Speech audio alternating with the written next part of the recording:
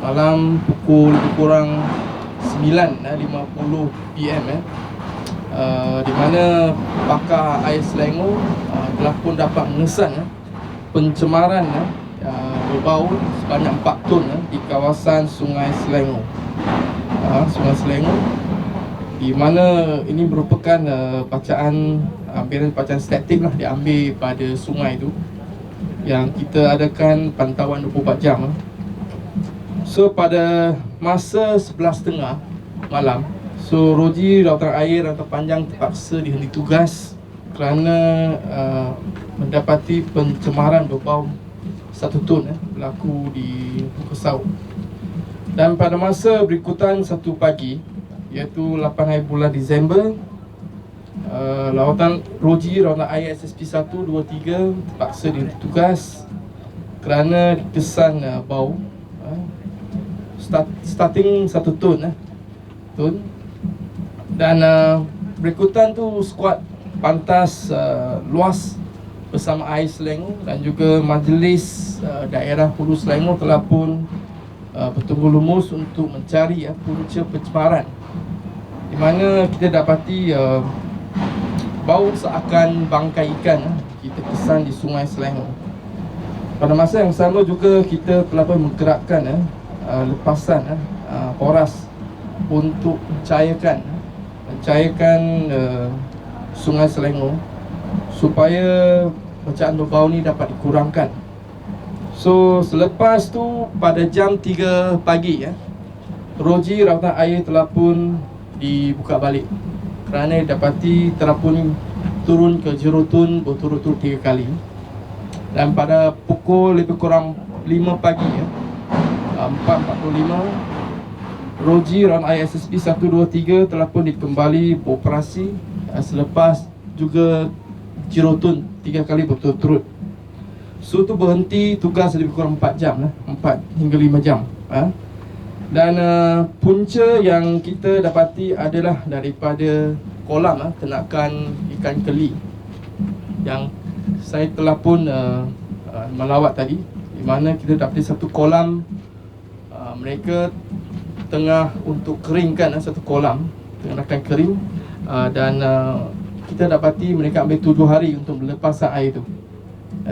So semalam baru dilepaskan semua lah. So berpunca dari sini kerana lepasan tu air tu dilepaskan ke air Sungai Selangor lebih kurang 100 meter dari air Sungai Selangor. Dan tadi tinjauan saya mendapati kilang pengusaha ni, tanah tu memang ada hak milik. Syarikat itu adalah Sungai Pinang, Pinang Kasuri, hak milik 99 years. So memang kegunaan tanah untuk ternakan air. Tapi malangnya mereka tak ada kelulusan untuk bangunan KM dan tiada lesen daripada Majlis Daerah Hulu Selangor. So itulah menjadi masalah. Dan kita telah pun membuat laporan polis pada pukul 3 pagi.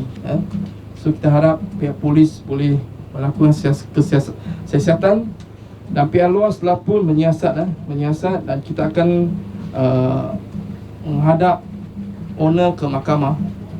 Mana kita pihak luas telah pun mengambil 6 sampel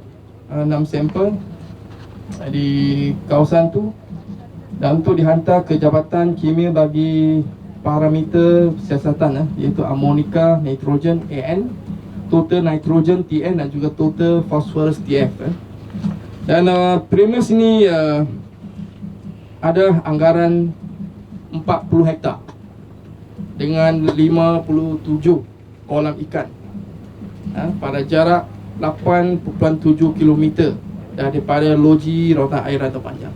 So itu yang maklumat yang kita dapat. Dan luas akan membuka kertas siasatan, di mana kita akan merujuk kepada Seksyen 79 Akta yang kita baru lulus di Sidang Dewan Negeri, iaitu kalau disabit kesalahan, ia premis tu, tuan punya premis akan dihadap ke mahkamah dengan hukuman minimum 200,000, maksimum 1 juta.